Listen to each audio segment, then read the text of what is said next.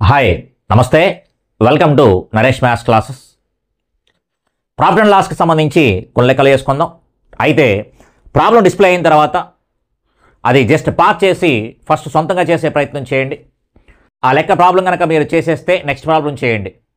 అలా అని చెప్పేసి హార్డ్ ప్రాబ్లమ్స్ ఏం కాదు, మనం నేర్చుకున్నవే.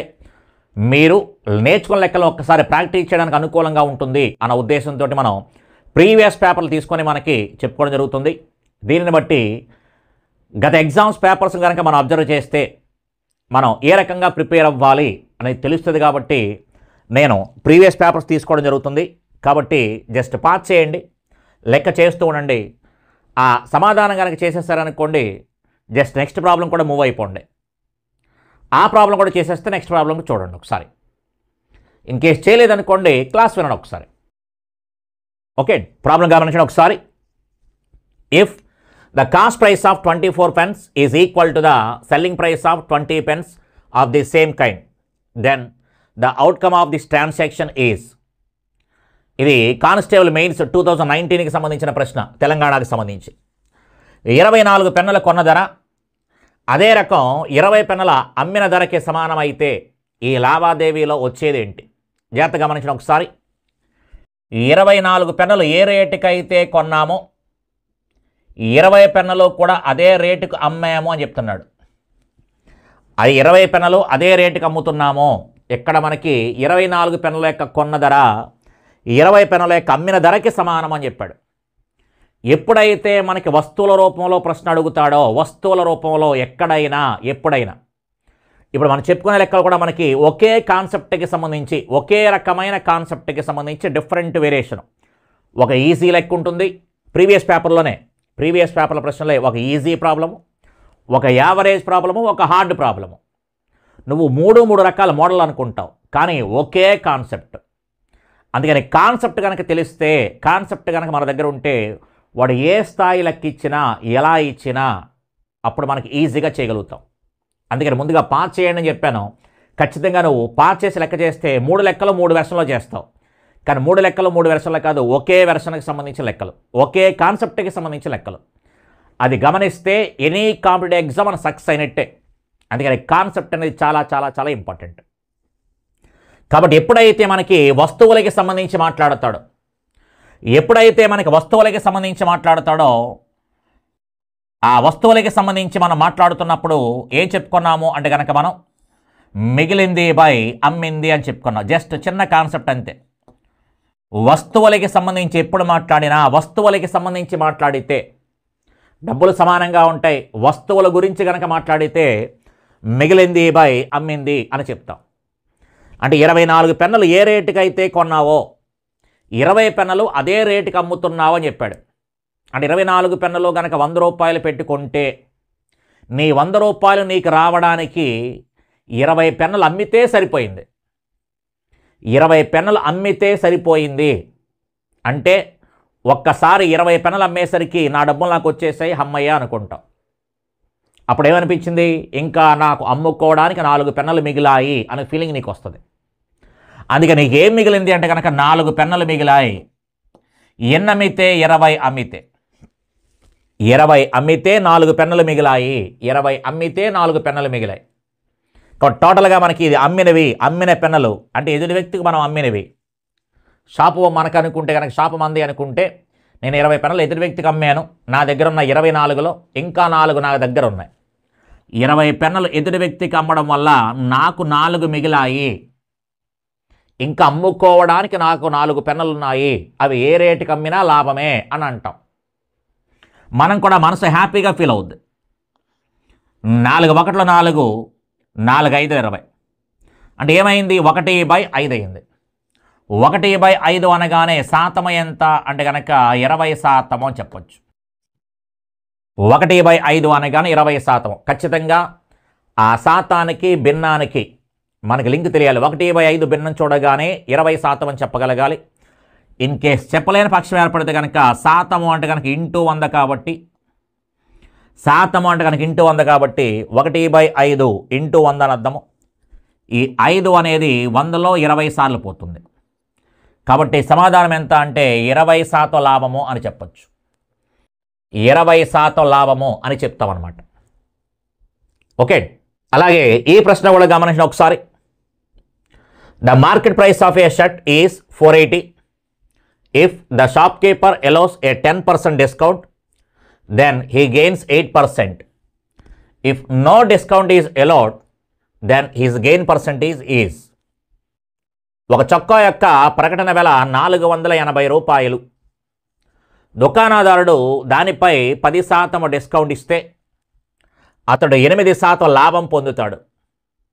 డిస్కౌంట్ ఏమీ ఇవ్వకపోతే అతని లాభ శాతం ఎంత?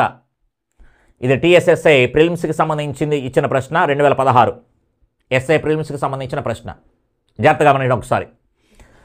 డిస్కౌంట్ ఏమీ ఇవ్వకపోతే అన్నాడు. డిస్కౌంట్ ఇస్తేనే లాభం వస్తుంది అంటున్నాం. క్యాజువల్గా ఆలోచించండి ఒకసారి.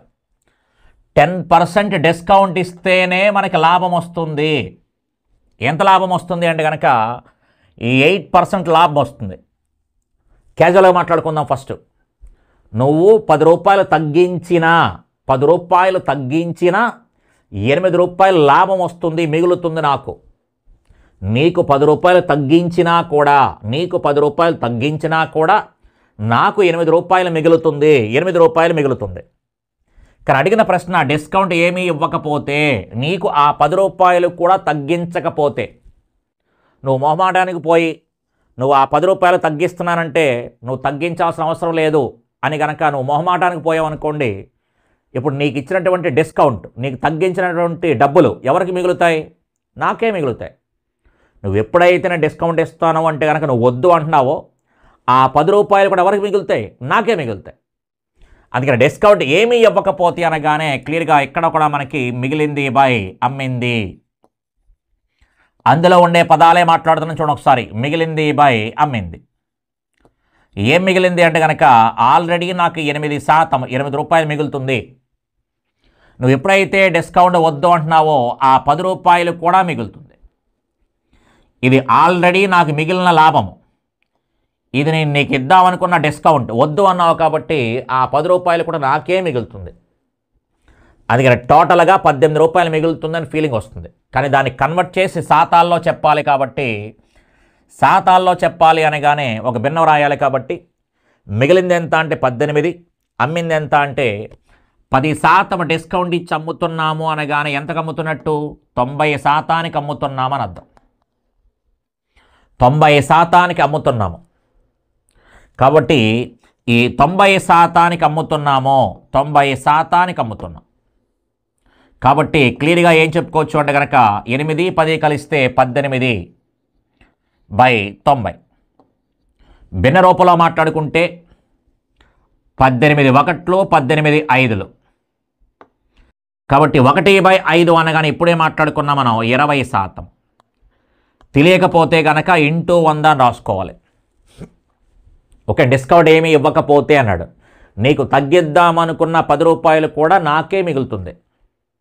నువ్వు ఎప్పుడైతే 10 రూపాయలు తగ్గిస్తాను అంటే వద్దు అంటున్నావు, నీకు 10 రూపాయలు తగ్గించినా నాకు 8 రూపాయలు లాభం వస్తుంది. అయినా సరే నీకు ఆ విషయం చెప్పను. నాకు 8 రూపాయలు మిగులుతుందని పదం నీకు చెప్పట్లేదు. కానీ నువ్వు మొహమాటానికి పోయావు, ఎందుకులే వీళ్ళతో తగ్గించుకోవడం అని చెప్పేసి, పర్లేదులేండి అని చెప్పేసి నేను ఫుల్ అమౌంట్ ఇచ్చేస్తానంటే కనుక అప్పుడు ఏమవుతుంది? నీకు తగ్గిద్దాం అనుకున్న 10 రూపాయలు కూడా నాకే మిగులుతుంది. అందుకని టోటల్గా 18 మిగిలింది. అమ్మింది ఎంత అంటే 10% డిస్కౌంట్ అనగానే 90% అని చెప్తున్నాం. అందుకని క్లియర్గా ఏం చెప్పుకోవచ్చు అంటే కనుక మిగిలింది బై అమ్మింది అంటున్నాము.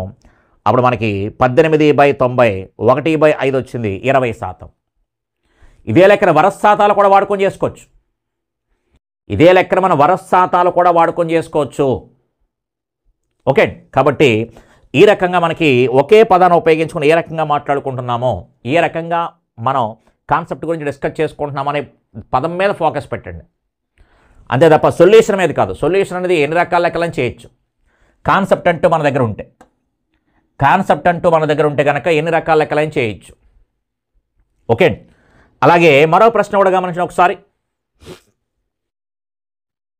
ఏ vendor has fixed the rate of vegetables at 40 rupees per kg, but he could not find the buyers at this rate.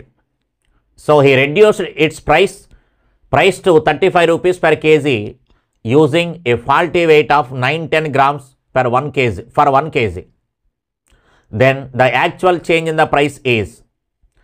ఇది 2019 కానిస్టేబుల్కి సంబంధించి ప్రిలిమ్స్లో ఇచ్చిన ప్రశ్న. ఒక విక్రేత కూరగాయల రేటుని 40 రూపాయలు అని నిర్ణయించాడు. కానీ ఈ రేటుకి కొనుగోలుదారులు ఎవరూ రాలేదు. అందువల్ల అతను దాని ధరను కిలో 35 రూపాయలకు తగ్గించాడు మరియు కిలో 910 గ్రాముల బరువు తూకం వేసి తప్పుగా ఉపయోగించాడు. అప్పుడు ధరలో అసలు మార్పు ఎంత? ఫస్ట్ కేజీ 40 రూపాయలకి అమ్ముదాము అని అనుకున్నాడు. కేజీ 40 రూపాయలకి అమ్ముదాము అని అనుకున్నాడు. కానీ ఎవరూ రాకపోవడం వల్ల కేజీ రేటుని తగ్గించేశాడు. ఎవరూ కూడా కొనకపోవడం వల్ల కేజీ రేటుని తగ్గించాడు. ఎంతగా తగ్గించాడు? 35 రూపాయలు తగ్గించాడు. 35 రూపాయలు తగ్గించాడు. అదేం తెలుగు తక్కువ తగ్గించడానికి ఖచ్చితంగా లాభం ఆలోచించే కదా వేస్తాడు. అందుకని అతను ఏం చేశాడంటే ఈసారి కేజీ రాయి వాడకుండా 910 గ్రాముల రాయిని ఉపయోగిస్తున్నాడు అని చెప్పాడు. రేట్ అయితే తగ్గించాడు. రేటు తగ్గించాడు కదా అని చెప్పేసి మనం అక్కడికి వెళ్ళి కొనేద్దాము అనుకునే లోపు వాడు కేజీ రాయి ఉపయోగించడం లేదు, 910 గ్రాముల రాయిని ఉపయోగిస్తున్నాడు. అంటే ఏం చెప్పుకోవచ్చు అంటే కనుక ఫస్ట్ కేజీ 40 రూపాయలు అని చెప్పాడు. కేజీ 40 రూపాయలు అంటే ఈ 40 రూపాయలకి కేజీ అంటే కనుక 1000 గ్రాములు ఇవ్వాలి. మొదట్లో స్టార్టింగ్లో 40 రూపాయలకి 1000 గ్రాముల వాడికి ఇవ్వాలి. ఒక కేజీ 40 రూపాయలు అని చెప్పాడు కాబట్టి. కానీ వాడు రేటుని కనుక 35 రూపాయలకి తగ్గిస్తే, రేటుని కనుక 35 రూపాయలకి కనుక తగ్గిస్తే అసలు ఎన్ని గ్రాములు ఇవ్వాలి? వాడికి ఇబ్బంది కలగకుండా ఉండాలంటే వాడు ఎన్ని గ్రాములు ఇవ్వాలి? అసలు ఎన్ని గ్రాములు ఇవ్వాలి?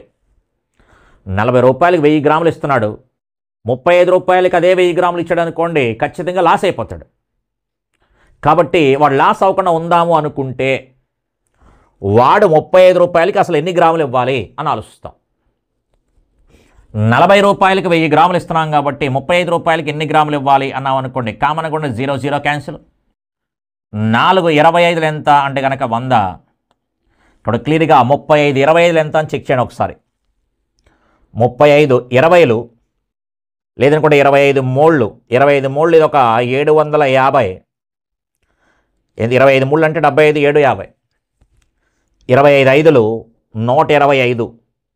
750ని 100, 850 అదొక 25, 875. 875 గ్రాములు అమ్మాలి. 875 గ్రాములు అమ్మాలి. 35 రూపాయలకి వాడు ఇబ్బంది పడకుండా ఉండాలంటే 875 గ్రాములు అమ్మాలి. కానీ జరిగిన సంఘటన ఏంటంటే పాపం అప్పటికీ లెక్క తెలియలేదు పాపం క్యాండిడేట్కి. 910 గ్రాములు ఇచ్చేస్తున్నాడు. అతనికి ఇబ్బంది కలగకుండా ఉండాలి అంటే 875 గ్రాములు ఇవ్వాలి. కానీ ఆ క్యాండిడేట్ 910 గ్రాములు ఇస్తున్నాడు అంటే ఆ షాపు వ్యక్తి ఎవరైతే ఉన్నారో అతనికి లాభం వచ్చినట్ట నష్టం వచ్చినట్ట అంటే 875 అమ్మాలి. 875 గ్రాములు తుయ్యాలి వాడు. కానీ నీకు 910 గ్రాములు తూస్తున్నాడు అంటే నీకు ఎక్కువ బరువు ఇచ్చేస్తున్నాడు కాబట్టి తప్పనిసరిగా వాడికి లాస్ వస్తుంది. అందుకని లాస్ వస్తుంది. అందుకని ఇంక్రీజ్ అనే ఏదైతే పదం ఉందో ఆ రెండూ తప్పు. తగ్గుతుంది కాబట్టి సమాధానం ఇదైనా అవ్వాలి, ఇదైనా అవ్వాలి. అందుకని ఎంత తగ్గింది అంటే కనుక క్లియర్గా ఇంతకుముందే మాట్లాడాం, వస్తువుల రూపంలో మాట్లాడితే ఇది బరువులకి సంబంధించింది. ఎంత నష్టపోయాడు అంటే కనుక చూడొకసారి, ఇక్కడ మిగలలేదు తగిలింది కాబట్టి పోయింది బై అమ్మింది అని చెప్తాను. పోయింది బై అమ్మింది, మిగిలితే మిగిలింది బై అమ్మింది, పోతే పోయింది బై అమ్మింది అని చెప్తున్నాం. మిగిలితే మిగిలింది బై అమ్మింది అంటున్నావు, పోతే పోయింది బై అమ్మింది. ఎంత అమ్ముతున్నావు? 910 గ్రాములు అమ్ముతున్నావు. 910 గ్రాములు అమ్ముతున్నావు. దానివల్ల ఎంత నష్టపోతున్నావు అంటే ఈ రెండింటికి డిఫరెన్స్ 35 గ్రాములు నష్టపోతున్నావు. 910 గ్రాములు అమ్మడం వల్ల 35 గ్రాములు నష్టపోతున్నావు. దీనికి మనం శాత రూపంలో చెప్పాలి అంటే కనుక ఇంటూ 100 అని చెప్తాం. ఎందుకంటే 35/91 అనగానే మనం ఇమీడియట్గా పర్సంటేజ్ చెప్పలేం కాబట్టి ఇంటూ 100 రాసుకున్నాం. అలా కాకుండా 1/5, 1/6 అని ఉందనుకోండి, హ్యాపీగా చెప్పుకోవచ్చు. క్యాన్సిల్ చేస్తే కనుక 0 0 క్యాన్సిల్. 5 అనేది మనకి ఎన్నిసార్లు 7 అనేది పోతుంది చూడండి ఒకసారి. 7 13 91. 7 మనకి దీంట్లో 5 సార్లు పోతుంది. 5 10 ఎంత అంటే 50. అందుకని -50/13. 13 అనేది 50లో 4 సార్లు పోతుంది. 13 అనేది 50లో 4 సార్లు పోతుంది. ఇక్కడ సమాధానం ఎంత అంటే 4 11/13% తగ్గుతుంది అని చెప్పొచ్చు. మైనస్ వల్ల 4 11/13% తగ్గుతుంది అని చెప్పొచ్చు అనమాట.